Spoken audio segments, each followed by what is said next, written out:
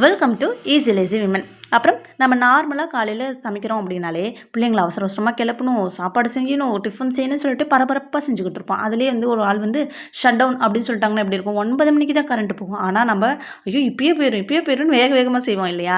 எங்களுக்கு நைட்டே சொல்லிட்டாங்க நாளைக்கு காலையில் ஷட் டவுன் அப்படின்னு சொல்லிட்டு. சரி பரவாயில்ல, இருந்தாலும் கரண்ட் போயிடும், நம்ம நேரமாக இருந்துச்சு எல்லாமே செஞ்சிடணும்னு யோசிச்சு வச்சிருந்தோம். நேரமாக அதே மாதிரி எந்திரிச்சாச்சு, கரண்ட்டில் இருந்துச்சு. ஆனால் என்னாச்சு, சிலிண்டர் காலி ஆயிடுச்சு. இன்னும் சிலிண்டர் இருக்குன்னு யோசிக்கலாம், அதுவும் நாங்கள் பொறுப்பாக காலியாச்சு இருக்கோம். நல்லா இருக்குல்ல? அப்புறம் என்ன பண்ணுறது, எது இருக்கோ இல்லையோ, கரண்ட் இருக்கோ இல்லையோ, சிலிண்டர் இருக்கோ இல்லையா, சமைக்கிறத சமைச்சு தான் ஆகணும் இல்லையா?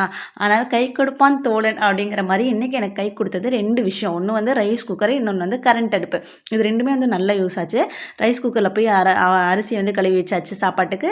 அதே மாதிரி குழம்புக்கு கரண்ட் அடுப்பில் வச்சாச்சு. இன்றைக்கி முள்ளங்கி இறைச்சி மசால் கொடுத்து நல்லா வணக்கி அரைச்சது ரொம்ப சூப்பராக இருந்துச்சு.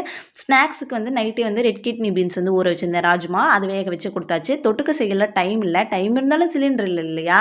அந்த சாக்கு வச்சு இன்றைக்கி முட்டை பொடி மாஸ் செஞ்சு கொடுத்தாச்சு. அவ்வளோதான். இன்றைக்கி நான் என் பிள்ளைங்களுக்கு பேக் பண்ணது தான். இந்த மாதிரி சூழ்நிலையில் நீங்கள் என்ன பேக் பண்ணுவீங்கன்னு சொல்லிட்டு சொல்லுங்கள். பிடிச்ச லைக் பண்ணுங்கள்.